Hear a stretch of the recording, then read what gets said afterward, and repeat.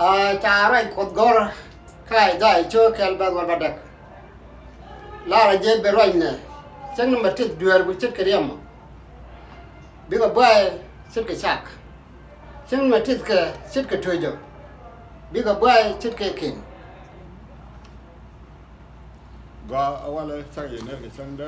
Happy Sabbath to all of you. Today, welcome to Kushland Sabbath School, Mokwa host South Sudanese SDA Church in Omaha. Awale bana mo lesson done. Timun lakona learn channel last week. Lesson done. Lesson 11. Jambana right feed mo re jogana me. Timunga yana lakona agora bana right ki our lesson can changde can 11. So lesson 11 next week. But go along with that prepare for bana tin chalat ke lesson 11 bana lesson 11 chalaro wona a battle to victory. So I can correct you and try to win. It's a win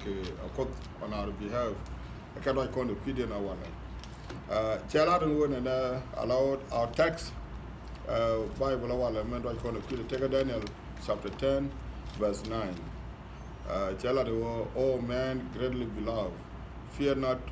peace be to you. Be strong, yes, be strong. Midan chana right to Daniel. Ke raj ke ki pal ke de mi ja pal ki de ke jogo chiwa ala jogo wala ke awala bana raj ko ne te ko ti diti targe ko on our behalf ke jagro nyal ti kon ngi ti nyeno ko ke ne shaitan ke kwidan ajen take introduction na me wona ne ko ri nindi ko le targe kwidano ti kon ngi mo da ko ko ko la ngi je wona de ko ko dan mi dier ke kwidan Nama again along take chapter 11 chapter 11 introduction Daniel Daniel chapter 10 verse 19 we open we would take no chai elaborate the one and take a courage you can't get behind the scenes the chi long experience jiran chike daman ngaji wo target in koromo lakin north ko the one and target kidan kinyin jan ke spirit mi chi kon dia long ke ni Moabin ka Sunday chalada wona fasting and prayers. Goro bana rajo mad to kiko wona amula power dunko di teko. Won tek no ko de wona kiro to prepare ko ne bi ko bi but kadung dana me tege to ko to chalada to ba ne kel baga nyoko mi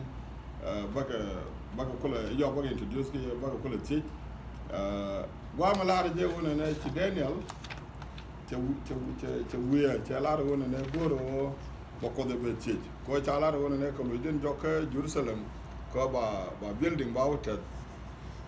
ci to ko ne take ni de one ti kwa melat ko kwa post so Daniel ci goro wona ne bako de belang ko be king kul mi te ga bom belang ko ne ba loy de jaga ja ben no ba building but ala Jerusalem kono no right ko ne jeni power of prayers kana fasting Daniel Gwame chalara wona ne jeni to fast but a fasting a little different ko kon ngi kon literally ngi kon fasting wona ne jin bu tek bro mo ya time ci nit ke je lakin fasting me Daniel kana met kana caption but to take a meet to can cham. Chalara won an agent to roll case comfort. To meet them go, didn't die cham, go tell Lloyd, take a pel, cham on the meet to check out cham on the win. Go back with the vehicle and check, can me go. Now, more like a con pidge Lara J won and con pal Daniel Kanaman Lodge and Guam right away. So it called Luka Corner won a palacon. Banang and the palm be palawala kaba to right away. Lesson in the con and I take a palm de palkaje. Kadonchian said, Chidamal Dick today. So, but I want you pal to capture. Kono no, Nama introduction, we go to know the name. Say, no, welcome again. Benedict Nakela Walla, Takel go to Nimar, Canadamar, Baganyoga, Moko introduce you. And then baga take go up be bukon mo pidi na wala ci me chatong ne last week choida nyumar nyan chotaj Jen Chanena, Cham de Damar no boy look, Titin. Go to the boy, Chalarun and Daniel, it's a first Repal Gada, but can meet Canada caption. Call apply the con now, like how can we do that? Con 18 or Ginny first. Cái bet cái này caption. Thế nó bảo lắm, nhưng mình bảo thì lúc đó nó đến nhà chỉ best thing chỉ là cái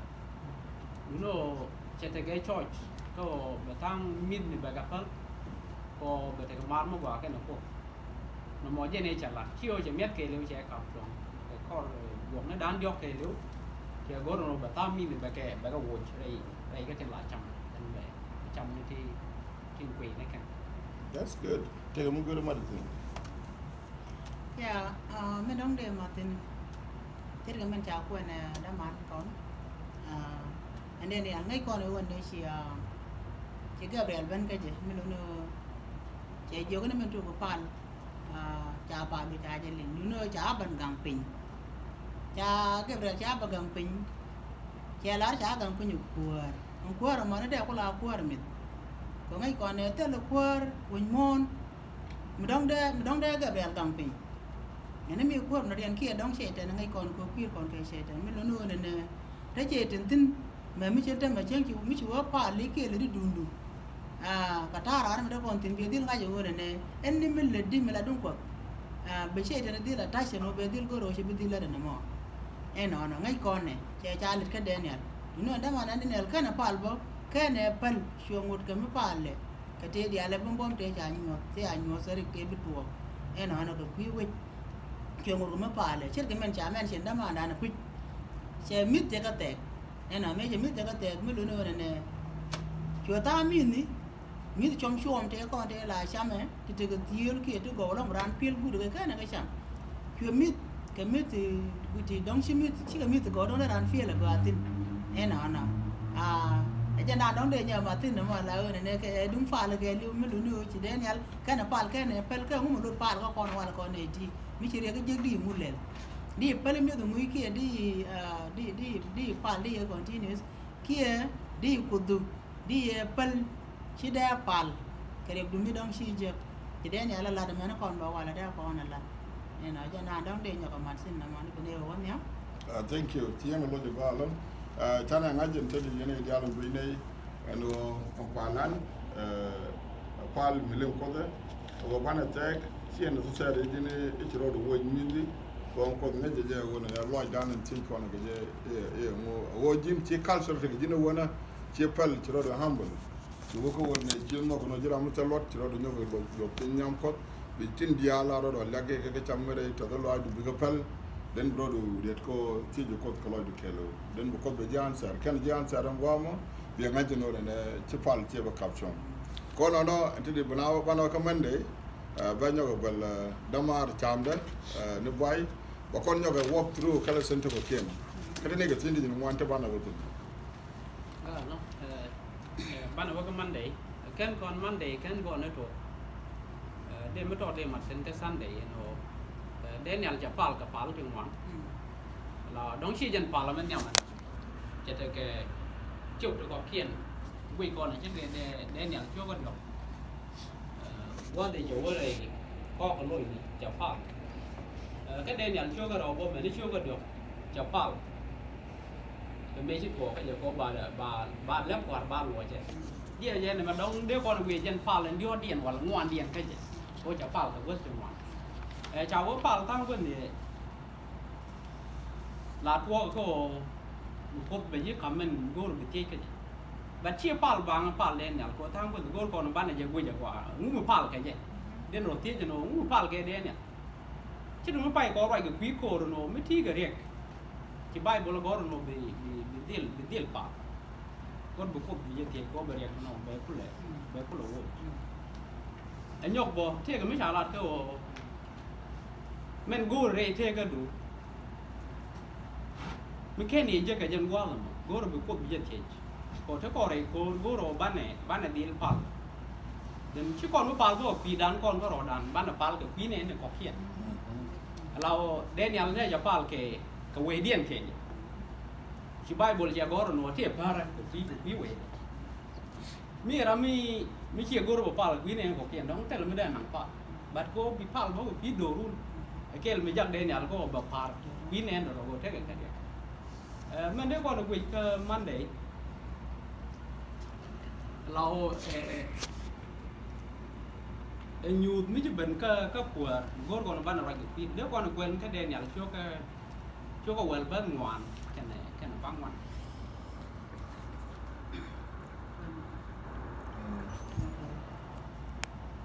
Chưa có quên bác ngoan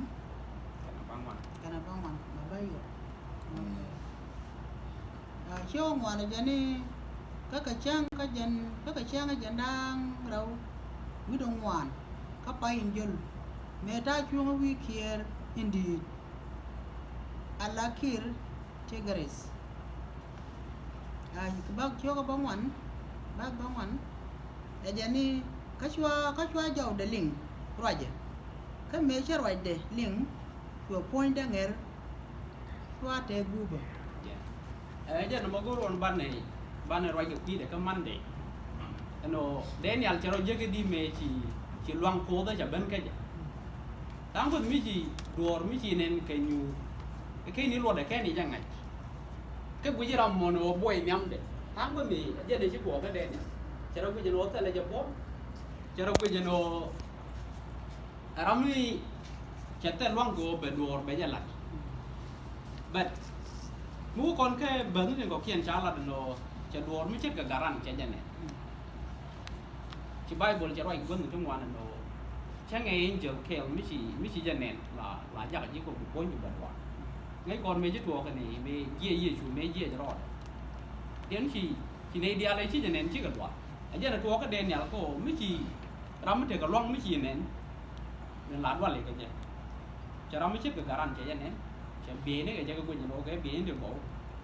là si Daniel trước well but dân đang rồi quyết định sẽ phải làm nó ram một choáng cái chỗ để mày ram mình chén nè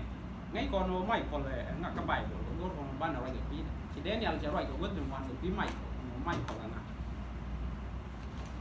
nó mò tiếng với bê cầm con của ban nàyจะรู้ชาลัดทำมันเองcái Tuesday thế mấy chiếc chuột cái Daniel nhóc mấy chiếc chuột cái điều chỉ giá cái chiếc bình cái gì chạy giật chọc chỉ giá cái chiếc bình cái gì chạy giật chọc còn ngay con này cha là đừng nên có món đấy Daniel giờ thế đi chặt đoạt chặt bèn búpเราเมื่อกูรู้บีดวนเมื่อก่อนไปจะหลักเกี่ยวกับปั่นเลยนี่ดูมันก็ใบโบราณเป็นกับบูไอ้ซีบอลมันอยู่ตัวชีโร่คาร์มอนชีโร่กงแต่เรามันก็รู้บีจะหลักอยู่ตรงนั้นชาวเว้ยชาวจะจับไปแยงเงาถ้าคนตรงนี้มันได้ร้านเตียนไม่ใช่แยงเงาใช่เป็นแยงเงาชาวเว้ยเตียเป็นเงาแค่เดินเงาจอรอดเลยแยงชัวcái chùa dầu chùaจะเล็กdầu mấy cáiช่วงมันจะยุ่งจะโรชุดหลอกโรชาปานชาเจนี่โรชิโร่โรทิ้งเนี่ยเดี๋ยวโดนรู้เลยกูจะโน่ป้าเล่นเนี่ยจะร้อนเนี่ยเคลือจะมูเขาไปแค่ไหนบ้างลูกเดี๋ยวจะป้าไม่ดีเลยก่อนคริสเตียนบอกว่าก่อนป้าไม่ดีไม่บ้านไหนบ้านร้อนเนี่ยบ้านจะมูก็ยี่ร้อนเนี่ยไม่ก็เป็นปีก็เราไม่เที่ยวกันหมดไม่ก็มันป้าเล่นเนี่ยเราหมอป้าไม่ดีไม่จะป้ากันแย่ก็กูเราไปดูไปแย่เทียบเราได้ใช้ได้เนี่ยจะอยากเขาบอกว่าไงก่อนเนี่ยจะใหญ่นี่อย่างเงี้ยก็จะแปลงบูบเทียบเราได้ใช้อยากเขาบอกว่าก็ไปได้เนี่ยได้เพี้ยเลยเอ็นชิดวอลกันแย่แบบละแยกกันไรกันเทียบเป็นที่ว่าเรียนใช้มวยกับวงเราที่มากช่วงกับบ้านแดงบ้านจันทร์เราไม่รู้งานจะไรก็เท่กับเราไม่จ่าวังเดี๋ยวเทียบไปยี่จ่าเทียบกับเทียบเป็นเนี่ยchào thiết cho nó trên mới nè cho nó vô nó với nào chứ là cái dân thế dân tám phần thì chứ dân chứ cần lại dân ok này nó chọc vào quả thế là cái đen nào này có giá chọc cái tiêu vào đâu để dân thế thì chặt cái power chặt cái bom nó mua cho nên nếu còn thì chơi cái win để qua này Bây giờ tầm ram mình bố về program. Go, thank you very much. Chito go chicken of them. I can't say you know Michael. Ngay con này là Michael, dân jagan nhầm, Mankula Lord Jesus Christ, dân Michael. So Michi Daniel, Michi Michael, Michi and television Michi that one, kaje, ko nyo the no and Michael Daniel chakot channel. At a line with it, even Chanyo Galatko and Daniel touch, catch a dwell, Chanyo touch, to take a bomb, Chanyo touch to tin the island go to Gabalat, Chuba George. Gwaje chiga ya lombre ga nyuma mite ga ndi mutin feel comfortable. Do you want to ba? Yeah. So Again, what is your lawyer, man, and Daniel Point and Michael, again for like a German. Again, what is your lawyer about our and the Parliament for shout out? They want to come for me. Well, मैं थोड़ा गोर बमत है और चावल micro ram tơ को cái ngay con này mấy giờ cố để đồ luôn nhà cháu Michael ở trên này nhìn là nhìn cái quan键là Michael lấy gì này cô mới chết rồi cháu cô mua được chứ đừng bây giờ tuồng nó luôn nhà chỉ Michael lên đó mà cháu nó mặt đây cô mới chết kìa cô để cái tuồng nó luôn nhà có Michael cái này già kìa quan键cái này già kìa mua được cái minh nhìn dân chỉ chung cái đèn này là không mua được bom này nó còn cô rồi một go để này đi ăn lạc cái gì này một biết cái gì thì em này cô mới chết kìa. Wow, to line with it, this is a good comment. Look at Thursday. Thursday take a summer to meet a come. The lot of one in she went to come down. She Gabriel. The lot of one take a she delay. Take a bomb again. She delay. One in a Bukula when then and block. And more time interpret one one in a gen cop Jipashi and I called the Shitan. A general and cover boom. And my name is she Gabriel. Jamulel. Che Michael, che Tijo wo de loka che Michael de bena la Jesus Christ, che ben che angel ko la Gabriel, ko angel Gabriel ngai ko ndi ala tijo mon te gala de ne ba ka mere no ba Jesus de dab. Che ben kaja, den ci Jesus ko la Michael, che bomo mo, che bulonga meti amaje. Su Gabriel so ko la ben message ko cha pal Daniel. E cha link ka ba lo ko la be deliver. So kon meto ko de kete dia la kon ngene ko kon de ngaje wona ne ken powers till the Daniel ga medan de ko ku Jerusalem ken ku Jews but ken ke meaning ko kon ko mi jen Gabriel mebe wi mondana ci Daniel wona wal ba Jesus ba dab Jesus balat kejen the same Michael in kula Jesus Christ and Paul kon today manan message ni te kon chicken to ke Jews te kon glodien ken Jerusalem taken ke meaning ka take down to kon tene so no the year one na kon pal kon ko mi take Jesus Christ mo take care of kon mo pali be make sure the one and palu be jena very persistence ti be pelle ko man kini man loike man gori kana loike immediately jena na de gore de nyoko mi mataten Ya, mình đầu tiên gor con ban này liền cái nhân quá rồi ở đây phá nó còn boเราเที่ยวกับวุฒิเดี๋ยวคนที่อยู่กับโหลดลิมนี่เช่นมันจีจะมานั้นมีกระทาเลยหลายคนเนาะชูเดียร์ลงกับการผ่านครั้งโหลดกับว่างก็ดิบัดเดี๋ยวแต่แกท่านเดี๋ยวคนเดี๋ยวลงจะได้ทั้งคนนี้บ้านนี้ยังไงจะโน่วิชาแบบผ่านโดยชื่อผ่านมังกรวันเย็นนั่นล่าจะตากับยอดเดียวเช่นกับเมจ่าผ่านเล่นเนี่ยได้จ่าเดียวเที่ยวกับโหลดไม่ชิบเหมือนมีเมื่อกังผ่านก็บอกว่าน้องก็หลาตัวก็ก่อนคริสเตียนไม่อยู่ป่าวบอกที่ดูมีชิ้นหลิงบอกจะย่อยอะไรป่าวไม่ใช่แค่น้องว่าวันเย็นได้ก็เราโน้ตป่าวที่เป็นคริสเตียนไม่รู้แต่มันบ้านเราบ้านเราผมบอกได้ป่าวหรือก่อนถ้าบ้านอะไรก่อนบ้านจะแควนบอกพ่อรู้เลย That's good.